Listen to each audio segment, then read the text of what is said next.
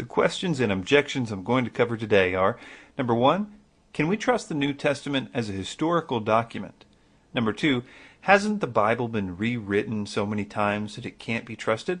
Number three, wasn't the New Testament written hundreds of years after Christ? And number four, was the Bible changed? So let's start with the first one.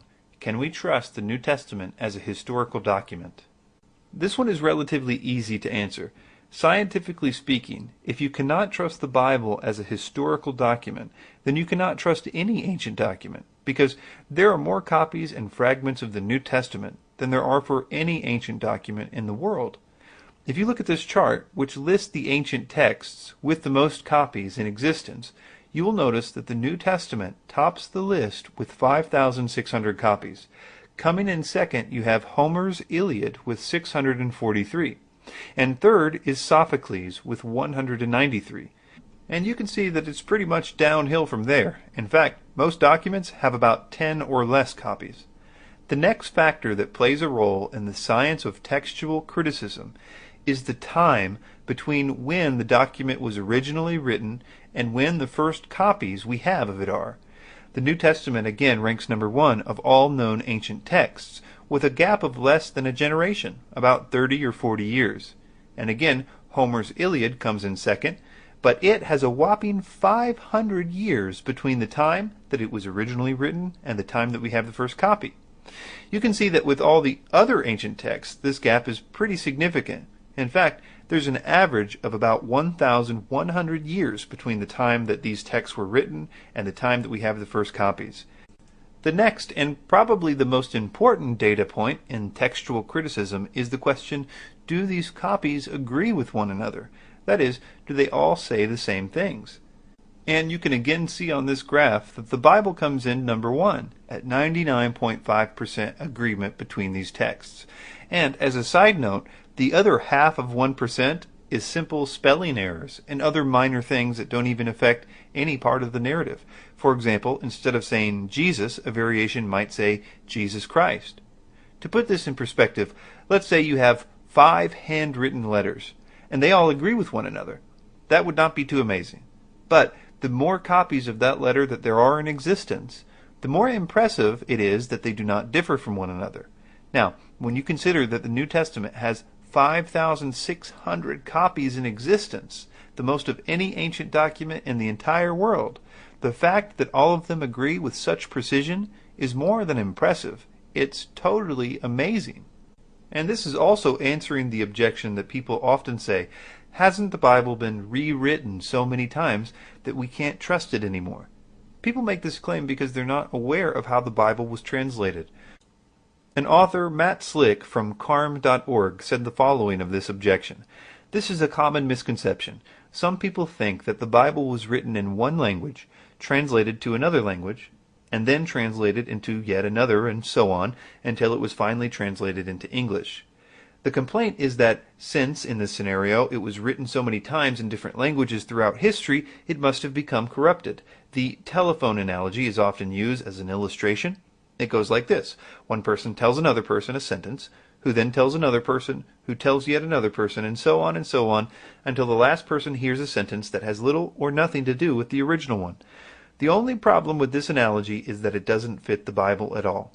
Now, you remember our chart where we had 5,600 documents that all agreed with one another to 95.5% accuracy? Well, those documents are written in the Greek language, and all of the world's translations of the New Testament, whether they are English or Spanish, French, Chinese, Swahili, whatever, are translated from the Greek to that language. So there's only one step in this game of telephone. I think that modern English speakers get confused because there are so many English versions of the Bible, like the King James Version and the New International Version, the New American Standard Bible, and so on. What the different versions in English do is try to either update the words, since the English language, like all languages, are evolving, so a word in 1611, when the King James Version was written, does not always mean the same thing as it does in 2011. There are other reasons for different English versions too. Publishers sometimes strive to give an even more accurate translation of the Greek texts. See, Greek is a very deep and complex language, and English really isn't. For example, the Greek language has 4 words that it uses for love. One for romantic love, one for brotherly love or friendship, and one for love of a family member, and then agape, which kind of is a love that you do, sort of. Where English has just one word for love. So, yeah, sometimes different Bible versions will try to make a clearer picture of what the Greek language is trying to say.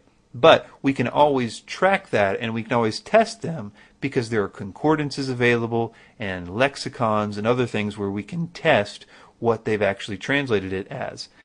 So yes, there are different English versions, but all of them have to obey the original Greek texts, which can be easily shown, as we've already seen, not to have been victim to the telephone game idea.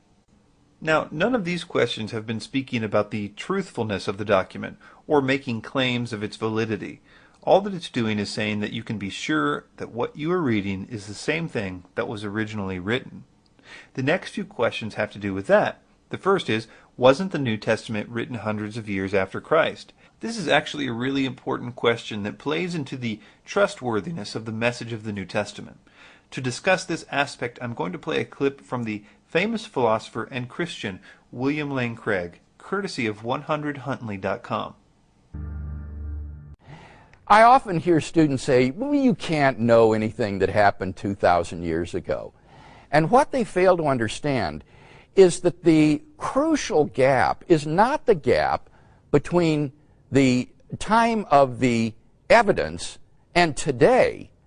The crucial gap is the gap between the evidence and the events described by that evidence. If the gap between the events and the evidence for those events is short, then how long it has been since the evidence in those events to the present day is just irrelevant.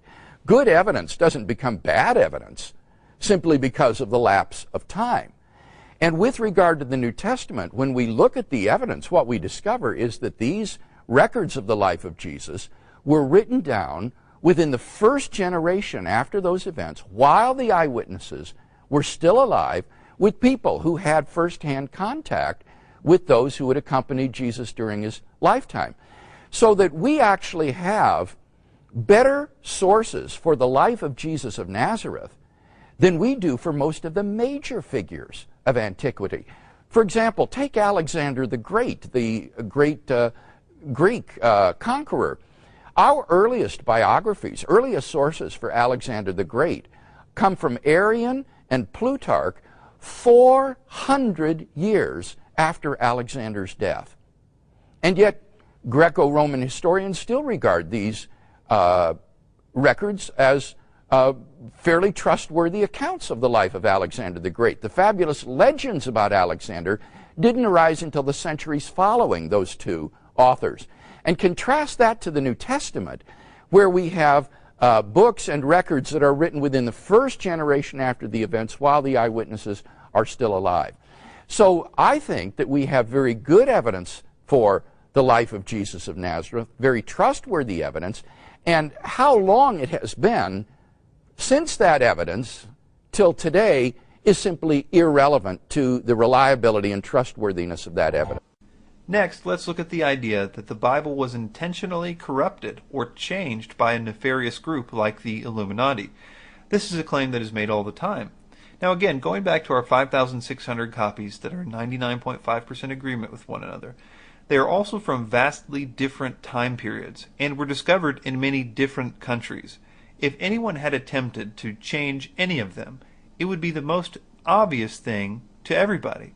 All you would have to do to prove the idea that the Bible had been changed is to, say, find one copy that said one thing at an earlier time period, and then find ones from a later time period that said a different thing. It would be the easiest thing ever to do. It would be impossible for a forger to change all of those 5,600 texts without being noticed, most of which had not even been discovered yet. This is why people only make the claim that the Bible was changed, and why you never find anyone offering proof that it was changed. There are lots of scholars that study these ancient texts of the Bible, even scholars that very much dislike the Bible for personal reasons. Yet you do not find that these scholars that know these things that I've been explaining today make these claims that the Bible has been changed over the years. They know far better than to claim that. The final thing we will cover is the Gnostic Gospels. This objection has become popular lately with movies and books like the Da Vinci Code. The Gnostic Gospels are writings by the Gnostics that claim to be written by apostles like Peter or Thomas or Judas.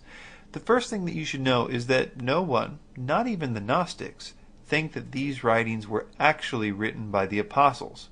They admit that they are pseudographical. In other words, that they were written by people who simply claim to be these apostles, but were not. The other thing that you won't hear from Dan Brown of the Da Vinci Code is that these writings do not show up until almost a century later. It's ironic that the same people that think that the actual Gospels should be questioned because of their teeny tiny gap don't question the Gnostic Gospels, which have a much bigger gap. Not to mention that the Jesus that the Gnostic Gospels portray is not the same Jesus from the earlier Gospels, nor is he the one that's prophesied by the much earlier Jewish writings. Their version of Jesus conveniently conforms to their own religion many, many years later. From a textual criticism standpoint, there is absolutely no question whether or not the Gnostic Gospels are the real Gospels. They are clearly not the real Gospels. The real Gospels in the New Testament were either written by the apostles, like Matthew or John, or the associates of the apostles, like Mark and Luke. The Gospel of Thomas, however, is a 2nd century work that was written well after the time of the apostles. So let's recap. Number 1, can we trust the New Testament as a historical document? Yes, it is literally unmatched in the ancient world for its pristine accuracy. Number 2, hasn't the Bible been rewritten so many times that it can't be trusted? No, if you want to use the telephone analogy, then there were always only 2 participants in the game. Translations went from Greek to the respective languages consistently. Number 3, wasn't the New Testament written hundreds of years after Christ? No, it was written about 30. And as a side note, because of the creeds and other spoken traditions evident in the New Testament, we can actually trace it back even earlier than that. And number 4, was the Bible changed? No, this would be so easy to prove that if it were true, you would hear about this all the time. The Bible's mere endurance speaks for itself. For thousands of years, people have explored every nook and cranny of the Bible. Alleged difficulties have been systematically answered. The more one studies without bias the teachings found in the Bible, the more that you will see that they conform to the truths of experience and human nature. It is just as powerful to the lives of people today as to those thousands of years ago. The question is, what do we do about it? If this is true, then the Bible is by far the most important book on our bookshelves. And what do we make of this man that lived 2,000 years ago, about which was said, "Truly these times of ignorance God overlooked, but now commands all men everywhere to repent, because he has appointed a day on which he will judge the world in righteousness, by the man whom he has ordained. He has given assurance of this to all by raising him from the dead." I encourage you all to read about Jesus, if for no other reason than because he is the pinnacle of all personality. There is nothing like him in literature or history. He is in a class by himself. Discover him for yourselves in the pages of your Bibles.